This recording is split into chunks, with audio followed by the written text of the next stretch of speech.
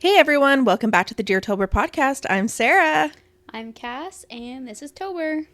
He doesn't have a costume today. Nope, he's a little naked. No special hat. No special occasion. So today we're going to take a little bit of a break from sharing personal stories. We're going to share some Reddit stories. Yeah. I found a few Reddit stories that kind of coincide with what we've been talking about the first few episodes. So we have story about stillbirth, second term miscarriage, ectopic pregnancy, and then I found a post where someone was asking how they could support someone who had just experienced a stillbirth. So I thought that would be kind of cool to touch on before the end of the episode, considering our group of friends and my situation, and how it can be a little hard to navigate as like a support person. All right, well, let's get into it.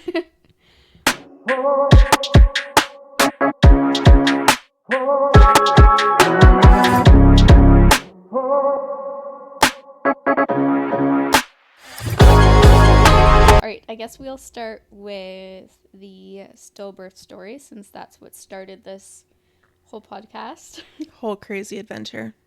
All right, I'm just gonna go for it. All right, it's titled Trigger Warning Full Term Stillbirth. I have been struggling to post here for a while, but wanted to share my story because I have read many of the stories posted here and appreciate them being shared. A little over 2 months ago, I lost my daughter at 39 plus 6 on the day I went into labor. My pregnancy was overall very good, and my baby was always healthy and growing right on track at every appointment. The day I went into labor, I was still feeling movement, and nothing gave me the sense that anything was wrong. When we got to the hospital, the nurse couldn't find a heartbeat. At one point, 3 nurses were trying to find it. I knew something was wrong, but at the same time, my contractions were getting stronger, and it was very disorienting. I felt so confused, thinking there couldn't possibly be something wrong right now at the moment I'm supposed to be meeting my baby. They finally brought out the ultrasound machine and confirmed that there was no longer a heartbeat, and at that time I was moved to the delivery room. I always had an unmedicated birth in mind, but of course I never imagined this would happen. I took the epidural they offered, and I'm so glad I did. In the time after they confirmed my baby was gone and before getting the epidural, I felt like I was being torn apart between the emotional anguish and shock and the physical pain of increasingly stronger contractions and couldn't focus on anything. Giving birth was surreal. I think I shut out my emotions in order to be able to push, because after she came out, I just sobbed and could not stop shaking. We didn't know the sex and found out we had a daughter when the nurse said she's beautiful and looks like daddy. We have no answers for what happened.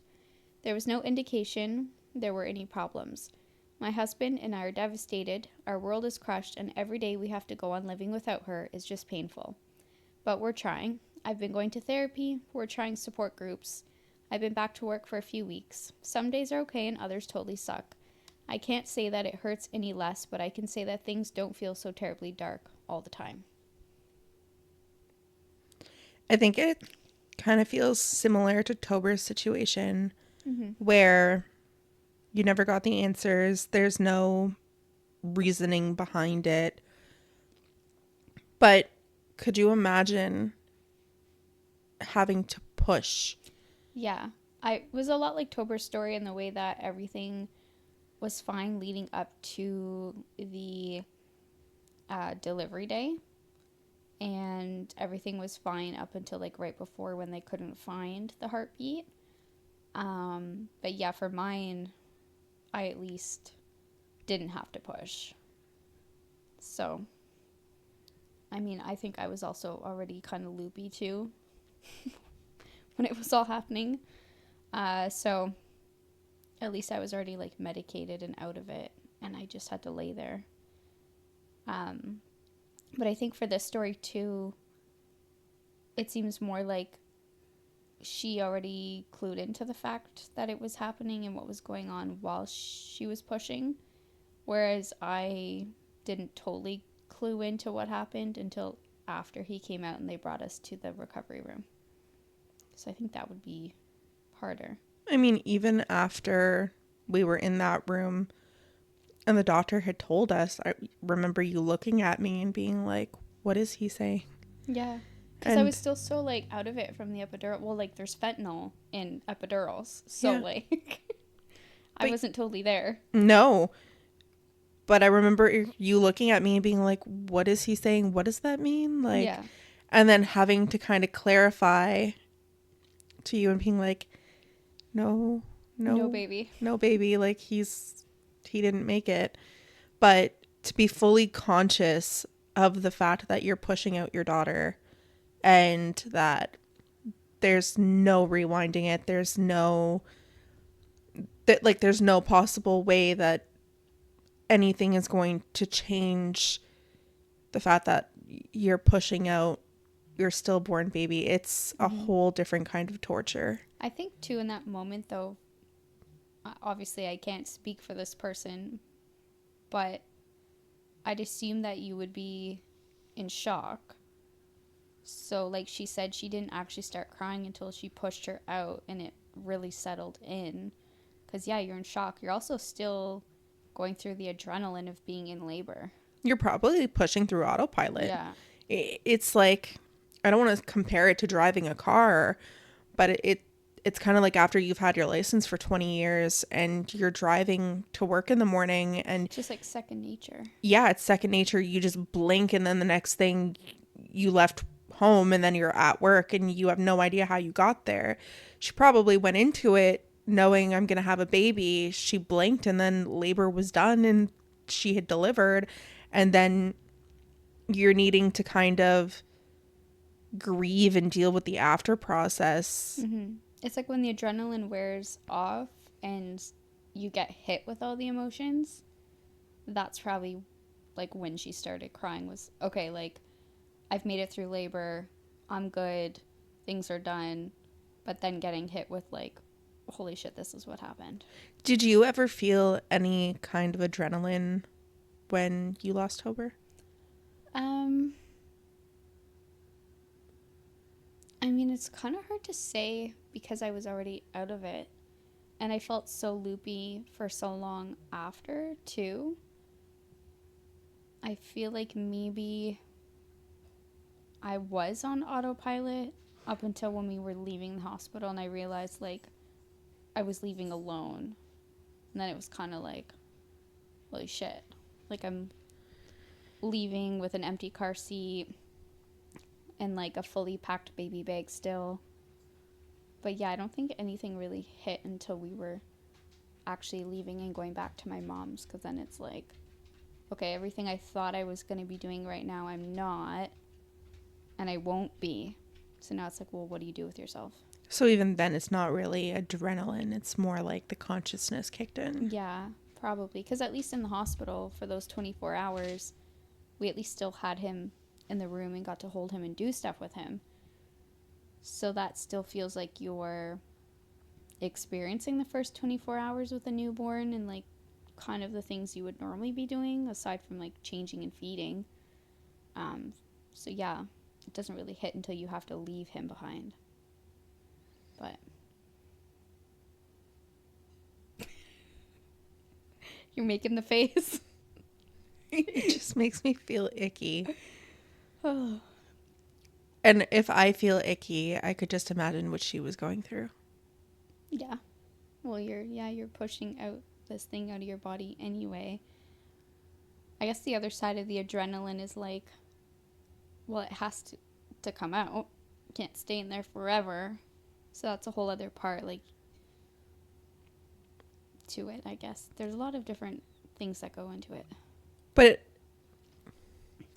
I know, like, it's really off topic, but it almost makes me wonder if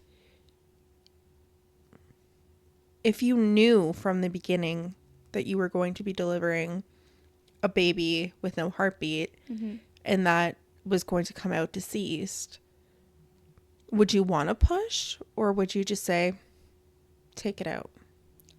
Honestly, for me, I felt like recovering from a C-section without having to care for a newborn was a lot easier than when I had a C-section with Silas. Because with Silas, I was having to force myself to get up and do things and move and clean and cook and take care of a baby. Whereas after Tober, I was able to kind of just sit back and relax and let myself heal. So it wasn't as big of a deal to have a C-section that second time around. But at the same time, I feel like having to push him out would have been more traumatic than them just cutting me open and taking him out. So, like, I guess totally different kinds of trauma. yeah. Traumatic either way, just in, like, extra ways. So I feel like, yeah, had I known the whole time, I probably would have still been like, yeah, just take him out, like, C-section it is. Because at least then you have, like, the time to just relax and let yourself heal. But then again, had I had to go home to Silas that night, a C-section still would have been hard to deal with, because then I'm chasing after a 4-year-old. So it's like, well, I guess it depends if you have other kids at home or not. And if someone else is taking care of them while you're healing or not. So. Yeah.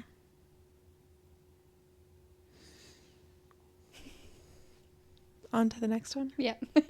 This one is titled, Second Trimester Miscarriage Feels Especially Cruel. So at 15 weeks, I let myself feel safe and to not be anxious anymore. I used to check the miscarriage likelihood by week all the time, and I'm still in shock that my baby is gone. I felt like I was in the clear and still lost my baby. How can I ever let myself enjoy a first or second trimester again, knowing the baby can die at any time? I'm feeling horrible guilt that I didn't process or ask what happened to his body at the hospital after my D&E. I don't know what they do with his remains or if I should have asked for them so I could bury him. I feel like I already failed as a mom before I ever got to be one. Hearing that my D&C was changed to a D&E because the pieces were too big made me want to throw up and cry at the same time. Pieces. He looked like a regular human at our last scan. He was dancing and waving. It makes me cry knowing I had been walking around sharing the news, holding my stomach, when he was laying there inside my womb already dead. I feel broken. I feel incomplete now. I had an amazing care team at the hospital for my D&E, and I'm so grateful. I just feel shocked still that it happened. At 10 a.m., I found out there was no heartbeat. At 2 p.m., I was in the OR, and by 5:30, I was home. I still wake up thinking, did that really happen? Am I not going to be a mom? I am hurting more than I imagined I could for someone I never met. Yo. Okay. I need to touch on this whole, like, not knowing what they do with the remains. Because now I've had an abortion and a miscarriage and an ectopic pregnancy, and I've always wondered that too, and it also makes me feel icky. But at the same time, like, if you're having a termination or something at like 8 weeks, there's not really anything for them to give you in the way of remains to, like... No, because the baby's only really the size of a pea. Yeah. But it's still kind of a, like, weird feeling that, like, your baby, essentially, even if it's, like, the size of a pea, is just discarded in, like, a trash bin, or, like, what do they do with it? I mean, if we really want to look at miscarriage in general, most of the time when you're miscarrying, it comes out as blood. Blood clots in the toilet, right? And so a lot of the time, like, your baby is being flushed. Actually, yeah. I don't know if I brought this up at all in our, like, miscarriage and ectopic episode. But when I finally passed the ectopic pregnancy, I was in a mall bathroom at work. And when I got up to take a closer look to make sure, like, I was seeing what I thought I was seeing, the toilet flushed automatically. So, like, I'm laughing, but it's not funny. I'm, like, awkward laughing. Trauma. Yeah, because I was pretty sure I saw, like, a little sack with a little, like, thing inside of it, which obviously didn't look like a baby yet, but you could kind of tell based on the way it looks in an ultrasound. It looks almost like a little jelly packet. Yeah. And it has a bunch of different colors. Like a hot pepper shape sometimes.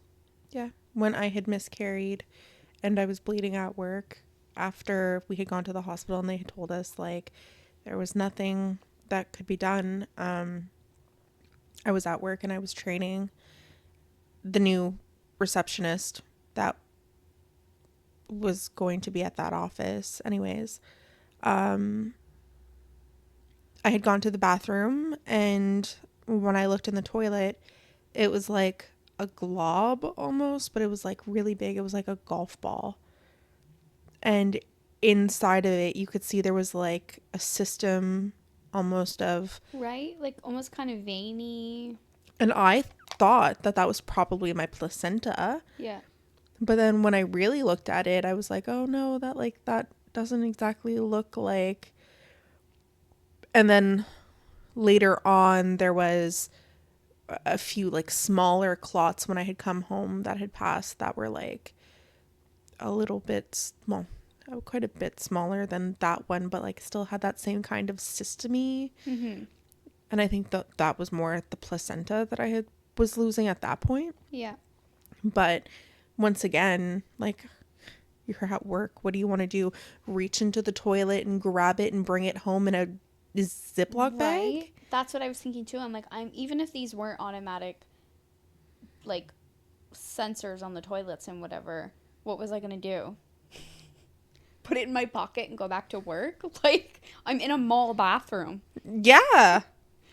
So, I mean, but it's so sad to think though, like, even if it's only a glob of cells, that's supposed to be your baby, and now it's just like flushed into like the abyss. Yeah. Like, it's weird to think.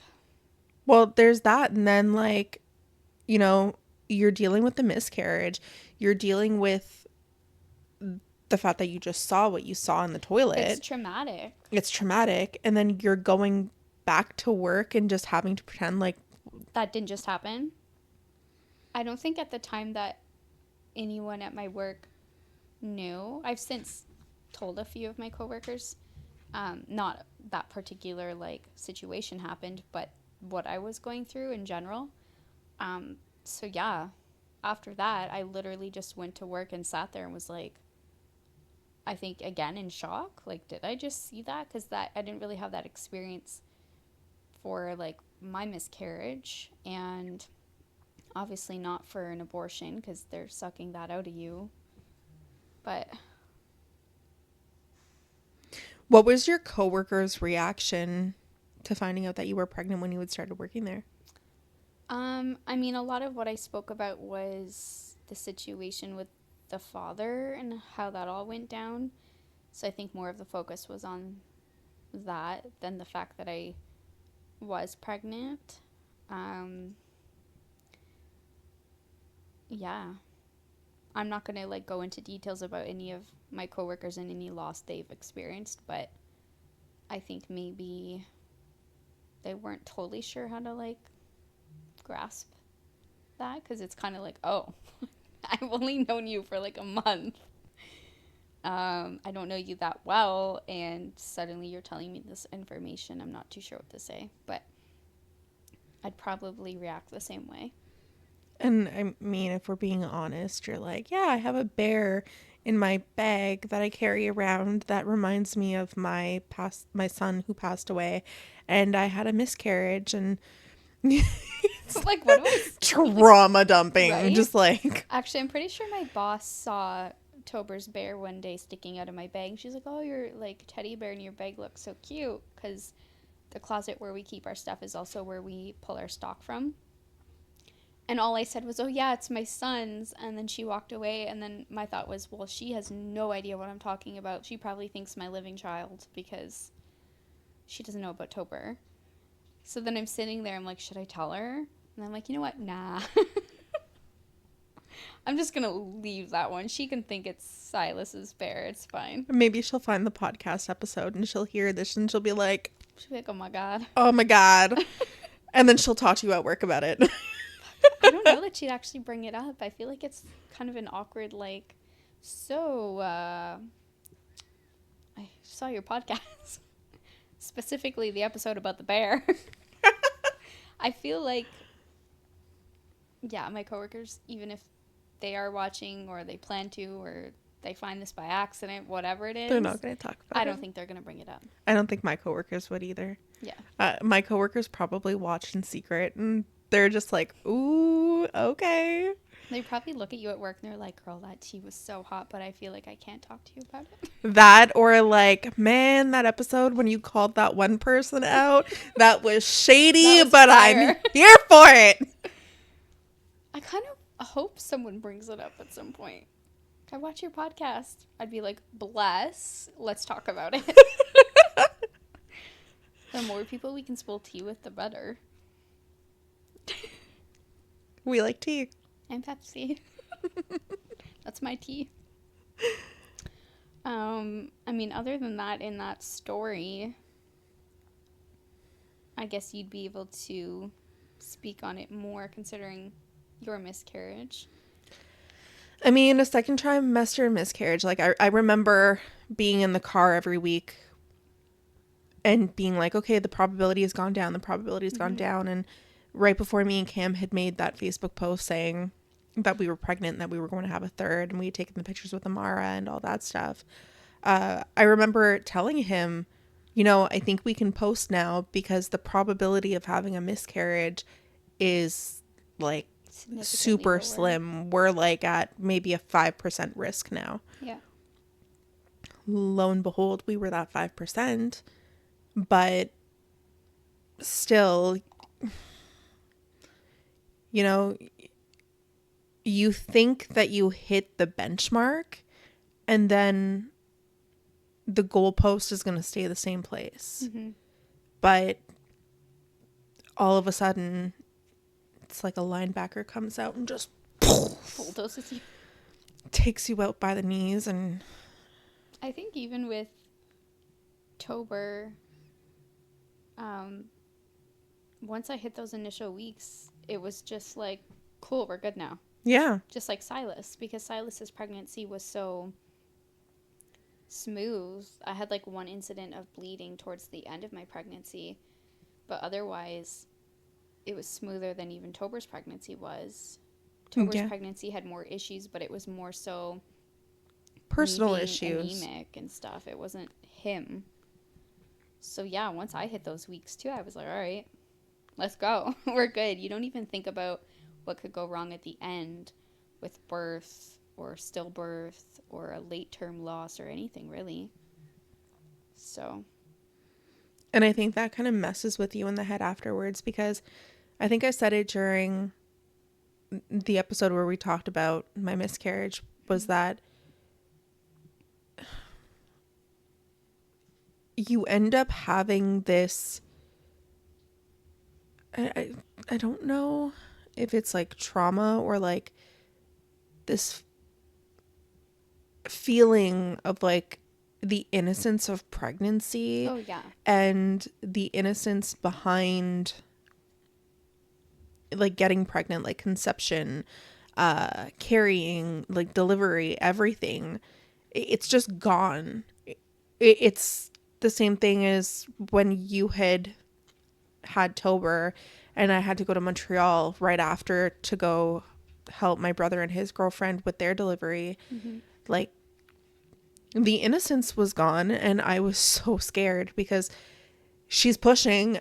They're saying, like, Chris, like, you really, really have to push. Like, there's deceleration. And I'm just like, no, we can't do this again. Yeah. She was a champ. Like, she did great, but she was so tired. And, yeah, it's like, it just sticks with you. It's like PTSD. I already know, like, just thinking about having another baby is like, oh my God, I want another baby, but like. You're going to live with that Doppler on your stomach. Oh my God, yeah. I already know, like, just trying to conceive and then, like, those initial weeks and getting into an OB and dealing with, like, anemia and diabetes and then, like, going through another birth. Everything is going to be so, like, anxiety induced. I feel like I'm going to have no choice but to get back on my medication. Like, the second I know that I'm ready to start trying is going to be also the moment I go back on my medication. But then it's like a double-edged sword there, because there's issues between medications that help you with your mental health and pregnancy. There's a bunch of contradictions there as well. So, like, you're damned if you do, you're damned if you don't. Right. Like, the end of the day. And at this point, too, I wouldn't even know, like, what to avoid because I don't know what really went wrong last time. So I know that I wasn't on my meds with Silas or Tober. I was a few months pregnant when I went off of my meds both times.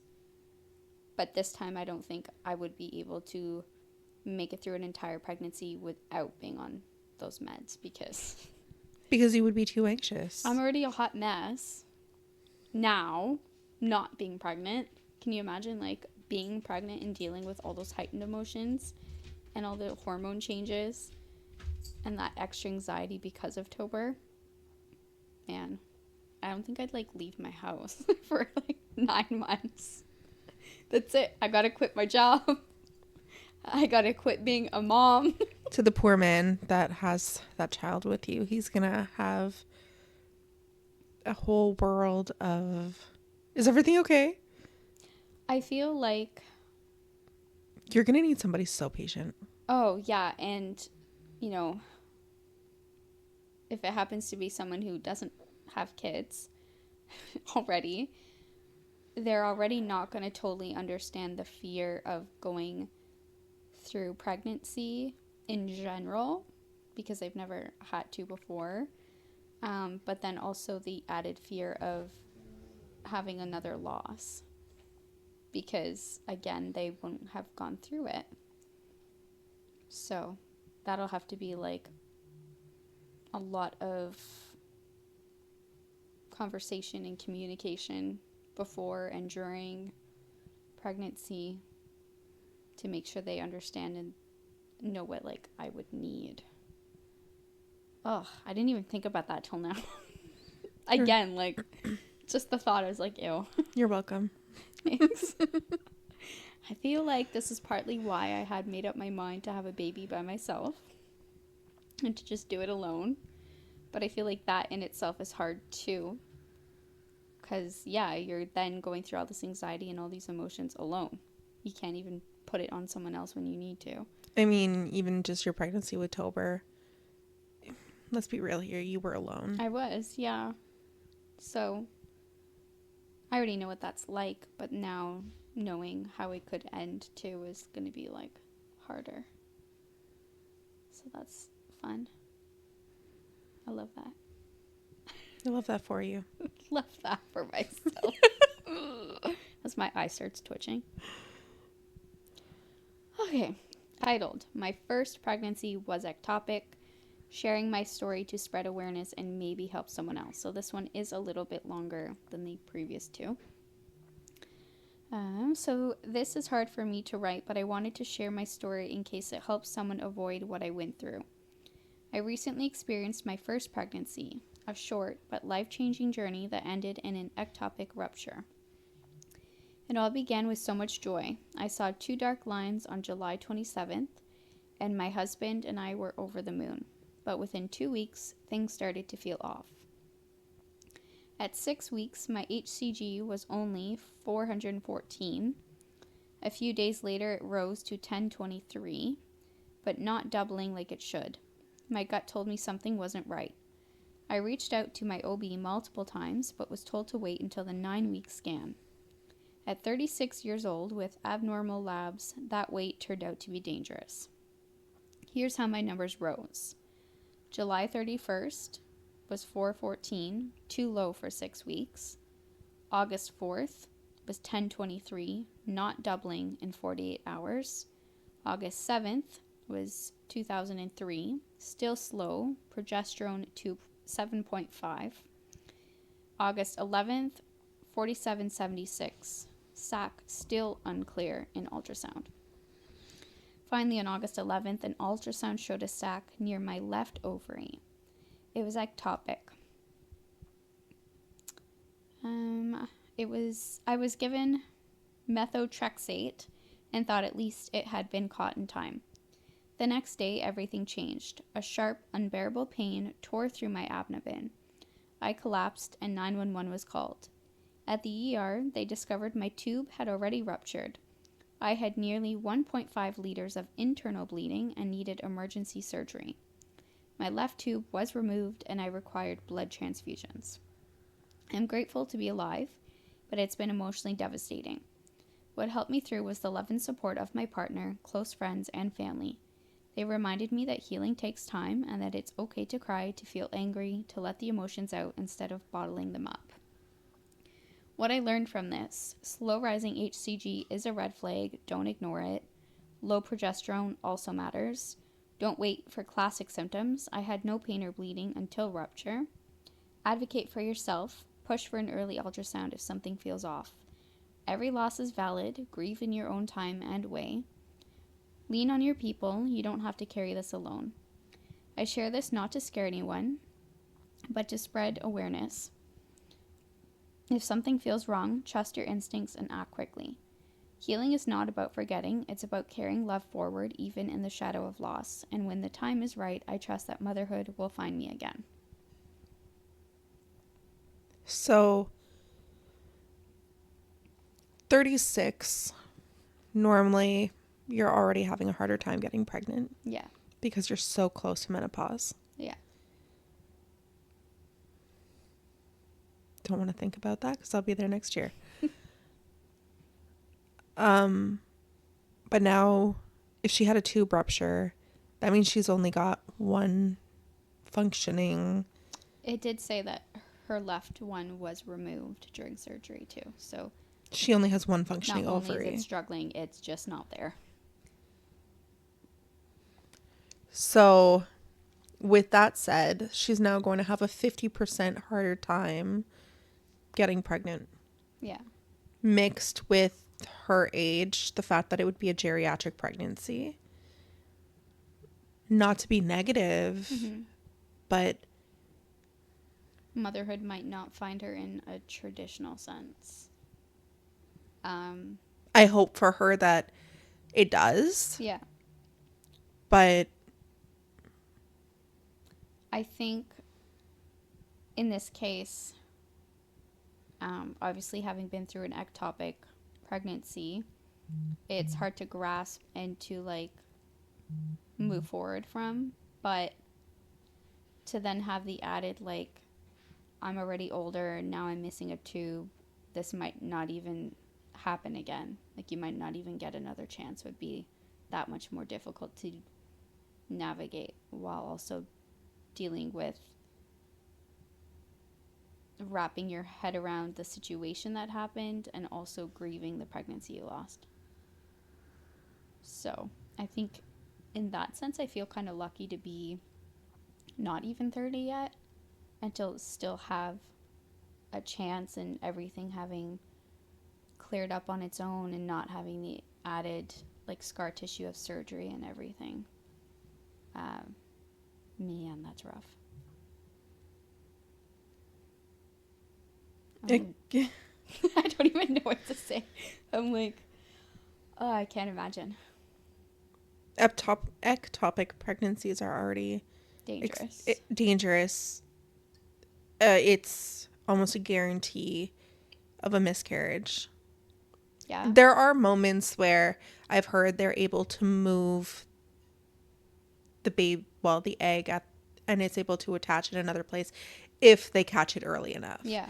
But that needs to be caught pretty much within the first 3 to 4 weeks. And a lot of the time, ultrasounds aren't until you're like 8 weeks. Yeah. And so you're not going to catch it early enough. A lot of the time, you're not even realizing that you're pregnant until you're like 6 weeks. Ultrasound, even if we had ultrasounds before 8 weeks, they can't really see a whole lot. By the time I went in for mine and thought I was 8 weeks, I was measuring 3 weeks behind, and they couldn't even give me straight up answers for a while because they couldn't see anything well enough to be able to tell me if it was for sure an ectopic pregnancy. Yeah. So it was pretty much a waiting game. Like, okay, well, maybe when you come in next week, we'll see more. But then at that point, too, it's just like, okay, I'm going home. And now I have to deal with this thought that this could be a viable pregnancy. It might not be a viable pregnancy. Is there even a heartbeat? Because it's measuring behind, so it's too soon to see a heartbeat. But also, if it's measuring behind, like, that kind of already tells you everything you need to know. That it's not growing properly. So it's kind of just, everything's so up in the air and so, like, in limbo, I guess. I'm trying to think back to my ultrasound with Vienna, because when I found out that I was pregnant with Vienna, it's because I had actually gotten into like a mini car accident. Mm-hmm. And my car ended up in a snowbank. So my car was up in the air. Yeah. In a snowbank, and I had to crawl out of my window to get out of the car. And so after everything was said and done, I had gone back to my dad's house because I don't even remember why I had gone back to my dad's house, but I had started spotting. Mm-hmm. So I went to the hospital. They confirmed that I was pregnant there. I had no idea yet that I was even pregnant. How far along were you? I was, I think, 5 weeks, Okay. because they did an ultrasound the next day because there was some spotting and stuff, and Vienna was like a little dot. Like, she just looked like a little blob of, like, I don't even know what. I couldn't even tell that was a baby. Like, it's hairy pork chop cells. just, yeah, exactly. It was the beginning of her follicle of hair. Like, She had so much hair. oh my God. She still does. So hairy.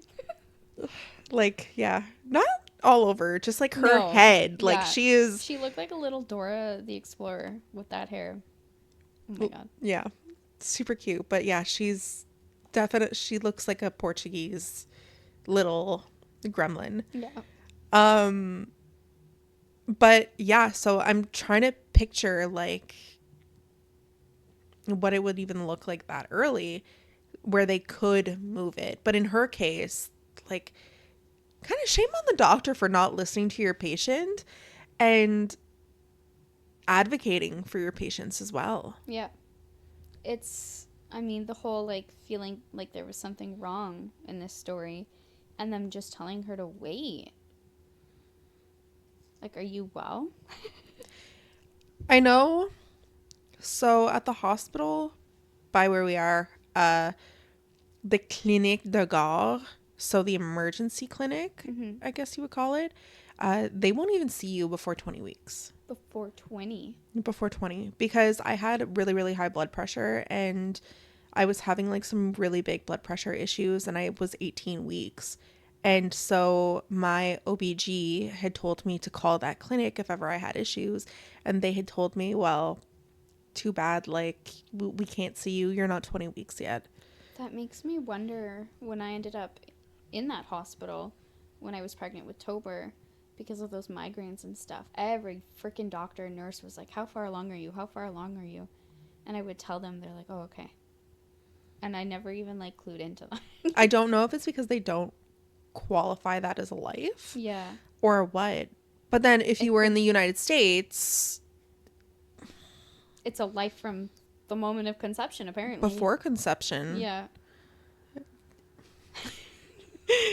I mean, there are people right now in the United States who are trying to have this whole bill passed where life is before conception. So that way it stops men from being able to wink one.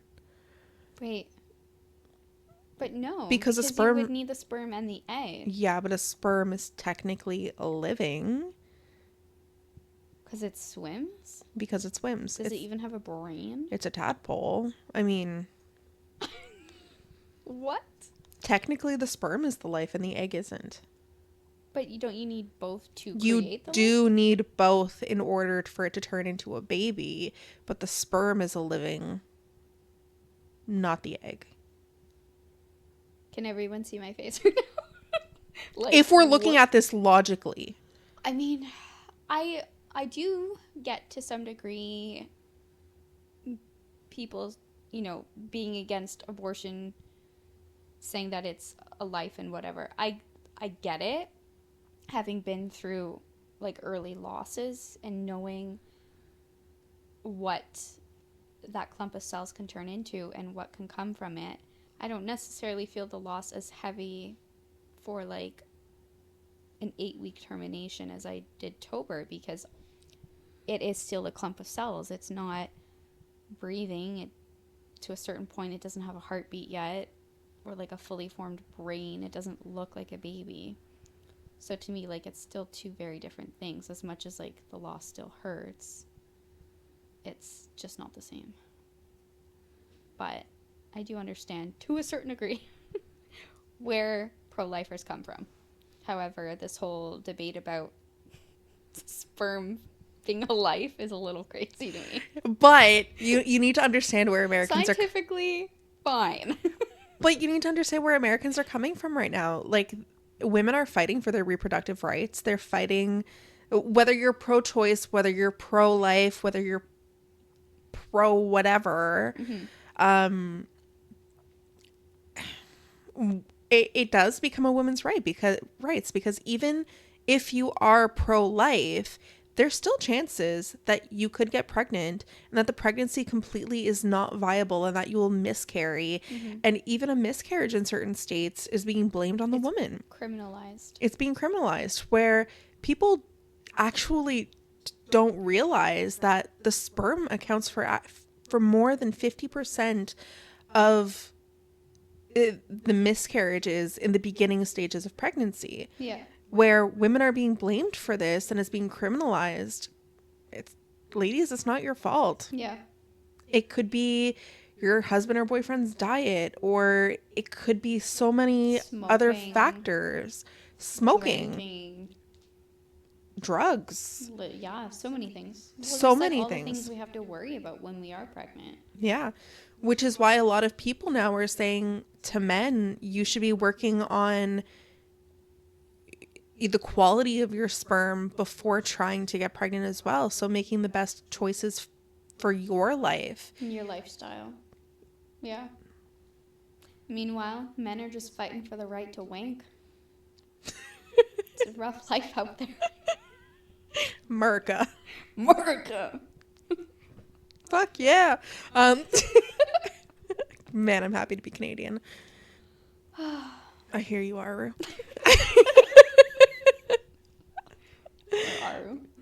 But yeah, and ectopic pregnancies are kind of grouped into this whole thing in the United States where ectopic pregnancies are being blamed on women as well. Well, which is wild. Like, don't you think a woman would choose to not go through such like a devastating and dangerous pregnancy if she didn't have to? 100%. Especially someone who is purposely trying to get pregnant and have a baby. Obviously, you're going to choose to have a viable, healthy pregnancy over whatever the fuck this is. Like, even as someone who wasn't trying to get pregnant, I would have much preferred to hear that it was healthy. As much as it made the decision easier for me on whether to keep it or not, it's still so sad to hear, which is also just hard to explain to people. Like, why you're so sad even though you didn't think you wanted to keep it anyway. It's just hard to hear. Obviously, we'd rather not. Yeah. Well, I hope for this poster that she is able to get pregnant if she hasn't already. Yeah. I mean, I can see how far ago this was. 4 months. She could. She could be. But that's another thing that's like crazy to me. I think we talked about this in our miscarriage and ectopic episode. Just picking up and starting over and trying again so quickly.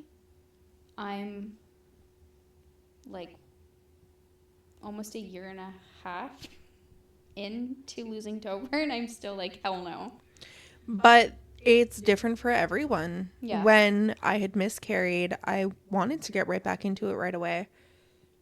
Super thankful it didn't pan out the way that I wanted to now, because I think I have more than my hands full with a teenager and a 5-year-old. Yeah. But at that time, it was all I wanted. It was like tunnel vision. That's true. And so I think that there's a lot of women that go through that where they lose their baby and it's tunnel vision. It's just like, okay, let's do it again. Let's try again. From my perspective, though, I just feel like it's so important to give your body time and healing in order to avoid the same situation happening again. Obviously, it could still happen again. I just feel like you'd have a better chance of it not happening again if your body was fully healed and ready to start again, right? Yeah. Yeah. Different people make different choices. Yeah, everyone's different, like you said. In French, there's a saying, ça prend toutes sortes de monde pour faire un monde. So I guess it would be like, it takes a whole lot of different people to make a world. Yeah. Obviously, if we were all the same person, the world wouldn't really run the way it does. Not that it's running so great, but... Hey, could be worse. Could be run by 2 crackheads like us. I feel like we could probably run a pretty good Canada. We probably wouldn't know what we're doing half the time, but it would be fun. We'd go bankrupt real quick on Lego. Lego, books, candles, tattoos. Really happy we're not in government. You know what? Yeah. I'll just stay where I am. Oh, okay, I guess that brings us to our last one, which isn't necessarily a story. This person is just saying, a friend of mine recently had a stillborn baby boy, and I'm lost on how to reach out. She also babysits my kids sometimes, and she's ready to get back into childcare. What can I do to show my condolences? Should I drop off flowers or something? I have no idea what to do. I was thinking about getting some nice flowers and a card to show my sympathy. Edit, she was also full term 41 weeks, which makes it even worse, I'm sure. I'm offended. I think it depends on their love language. So for you, cards, flowers, but also time. I feel like in those initial weeks, I really enjoyed having visitors, even though it probably didn't look like it. Obviously, all I was really doing was crying and giving one-word answers, not saying a whole lot, but just having people around. Just the company in general was nice. Well, I know, like, the first week, I had gone over a couple times to your mom's, and we had just sat down in silence, just watching Love is Blind. Yeah. That's all we did. Which is nice, because you don't want to feel alone. Like, yes, I had my mom there, but having just a community and, like, visitors constantly in and out was nice, because it didn't feel like I was alone in my head all day, every day. Obviously, going to bed at night was difficult, because that's when it all kind of comes, like, creeping into your mind. But in order to get through the days, it was nice. Like, yes, flowers and gifts were great, and it was something nice to look at and enjoy, and people bringing food meant we didn't have to worry about meals. But I think it was more so the company. But again, yeah, it depends on your love language. It also depends on the kind of loss you're experiencing, I think, too. Also, maybe, like, your relationship with the person. Clearly, if this friend is watching your kids, you're probably pretty close. Yeah, like, you trust them enough to watch your kid. Then maybe something a little more than flowers. Like, obviously flowers, but maybe instead of just, like, a basic sympathy card, write them a letter. Or just go be with them. I knew, like, you already had enough flowers. Yeah. You had, like, all that stuff. For you, I felt like it was time. And then I had ordered Tober the little plaque that's on his. That was nice, because it's not really things people are thinking of. I feel like those are the extra things that I would have had to think about eventually. Or, like, the book, about like loss and grief and stuff for Silas was nice because Yeah. that was a whole other thing. I forgot right? that I had bought him that. Yeah, it's still at his dad's house. But that was also just something nice to bring him, to give him, to help him. I mean, I've bought books for him since then that weren't necessarily about grief and loss, but it more so about having big feelings and like feelings related to mental health and stuff that are in a kid-friendly book. Yeah. Because, yeah, I feel like maybe a lot of the time people were kind of forgetting the fact that Silas was going through it too. Maybe because he was only 4. So to them it was kind of like out of sight, out of mind.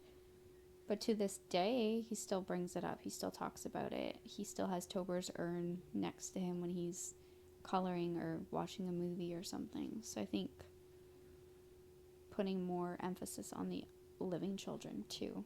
When we had the miscarriage, Haley wanted to send us Mr. Puffs, and that would have been amazing. Oh my god. But with us living so far out, It would be like when you order Chinese and you have to go to the ferry to meet the like person. Just to get that good Chinese. yeah, the good Chinese food. We have to go across the ferry, or even KFC. We don't have a KFC on this side anymore. And so we have to go to the ferry and meet the Uber driver. Yeah. That's like a whole other thing. Man. But yeah, food's a big thing. Just loss in general, like when people lose someone close to them and they have all these things to think about and all these arrangements to make. Food is like the number one thing. People just bring you meals so you don't have to worry about what to cook and getting your ingredients and cooking the actual food. And I know that this sounds nuts, but if you know that your friend is somebody who likes to have a drink every so often, alcohol is always friendly as well. You weren't able to drink for 9 months, so bringing you a twisted tea it was... went down great, and I was litty because I hadn't had a drink in so long. Yeah, and then I brought your mom that monstrous bottle of wine. Yeah. It was like a 2-liter bottle of wine. I think my mom nearly cried tears of joy over that bottle. Because no one is bringing wine and stuff, right? Food, flowers, and like comfort gifts and whatever. Which again is great, but there's like all these other things that people don't actually think about. So... yeah. I mean, it can be hard to support people going through loss, especially when it's loss that you don't really know what to do or what to say. You don't necessarily have to say much. I think just being there says enough. I feel like we're really lucky with the group that we have, where everyone is so like in tune with the mental health portion of it. Yeah. But yeah, I think just being there is the big thing. Showing up. Showing up, being I think it's something present. I've been saying a lot over the last couple of years is I'd rather people show up and be there. And there's nothing wrong with saying, what do you need? Oh, yeah, what do you want? Asking. My mom was big on that. Like, can I hug you? Do you need a hug right now? Do you need me to leave you alone? Do you want me to be in the room with you? Like, just asking. Because, I mean, it might be a little awkward for you to straight up just be like, don't do that or do this. This is what I need right now. So it feels less of a burden to say what you need if someone's asking what you need. So, yeah. Because you never know, like, maybe your person is going to turn around and be like, you know what? I just need somebody to come on a 15-minute walk with me and just be silent. Yeah. Actually, my mom, a few of her friends met up with her to go on walks. And she said a lot of the time we didn't actually say anything, or I would just start crying and they were just there, and that was enough because that was them showing up. So you never know what they actually need. And you know what? A lot of the time, I can't even say what I need. I don't know. 1 second I'm fine. 1 second I'm not. 1 second I want people around. 1 second I don't. Sometimes it depends on the person.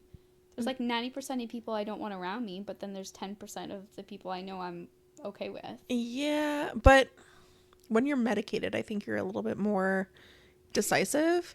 I think unmedicated Cass is a little bit more, I don't know, man. I feel like I mean, either way, I feel like I've been in tune with my emotions. Like, I know how This I'm time, feeling. yes. And, like, I can tell, okay, this is how I'm feeling, this is how I'm doing, and I can be honest with myself about it. This time, yes, but that's Yeah. because you've gone through so much therapy. But the last time Also, I feel like just a lot of self-reflection, having sat through loss and grief for over a year, every day, all day, and not having, like, work to distract me, not going out all the time, has made me super self-aware and in tune with my emotions, that now I can read myself pretty quickly. Even if I'm not openly, like, messaging people like, hey, I'm struggling, I can at least acknowledge to myself that I am. So it's not like I'm lying to myself or I'm pretending to be fine. Like, I know it. yeah, I just know previous times that you haven't been on your medication. Yeah. It's been a whirlwind. Oh, bro, it's still a whirlwind. Like, it's just an easier time. It's like before it was a hurricane and now it's like Tiny tornado. a windstorm. Like, I don't know. Tiny tornado, the Yeah. kind that you see behind a shopping mall. Right. Oh my god. I mean, I'm also just funnier when I'm unmedicated. I can't lie. Yeah. You'll know when I go back on my meds because I'll just be instantly not funny. Yeah. I mean, I'm funny, just not as funny, I guess. I don't know. I'm more of a fun time off my meds. You're a riot either way. Yeah, this is facts. Yeah. I think something that I kind of did want to touch on this episode, because it's the first time that we record since our Christmas episode. My struggle bus? Yeah, I think that maybe we should do an honorable mention, because we have talked about, there's up days and there's down days. And I think seeing Down you... days. That was like a down month.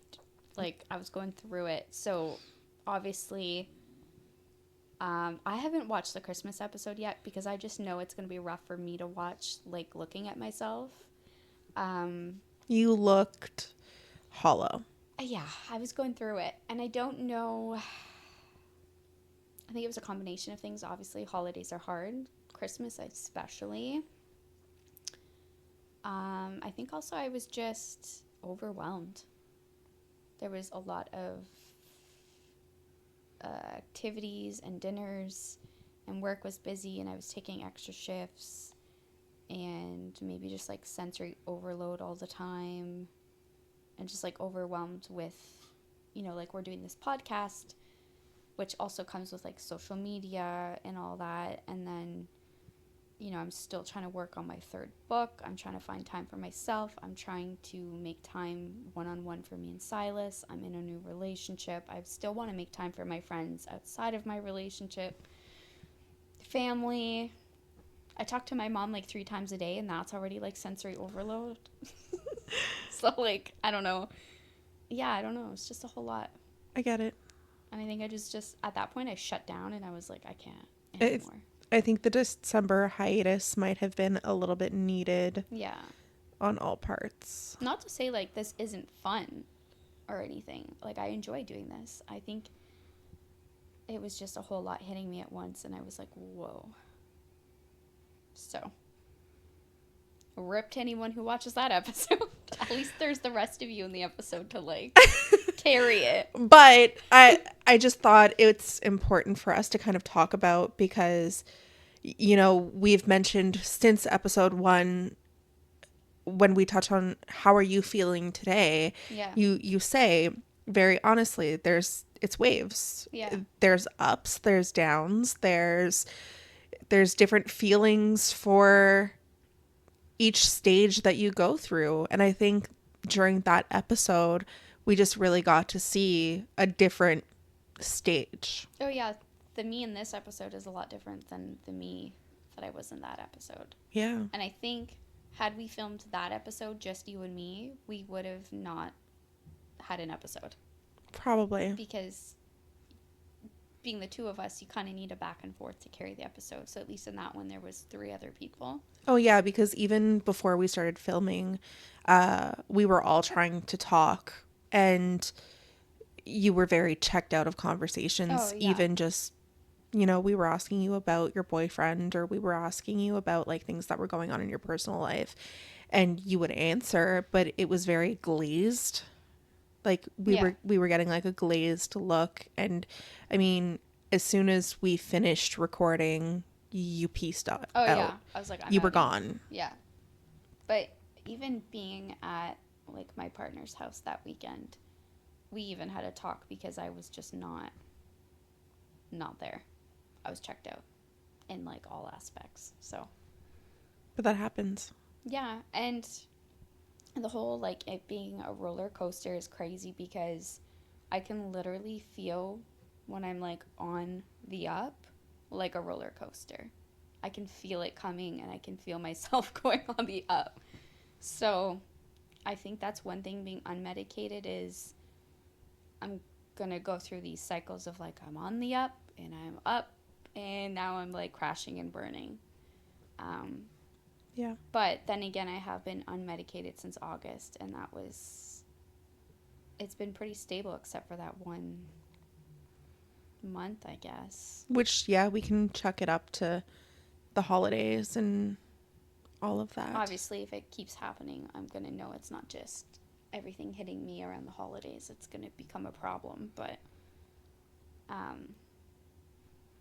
yeah. That's important to talk about. Yeah, there's only one way to figure it out. To go through it. Yeah, if not, you're hitting the brick wall. Repeatedly, just my head and a brick wall. Hey, hey. Literally. I am hey hey. I'm the embodiment of a living hey hey. I love that. Oh God. Well, on that note, I think we have touched on everything that we needed to Yeah, for today. for today.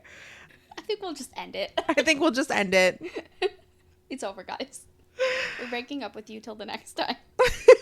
See you in 2 weeks. Bye. Bye.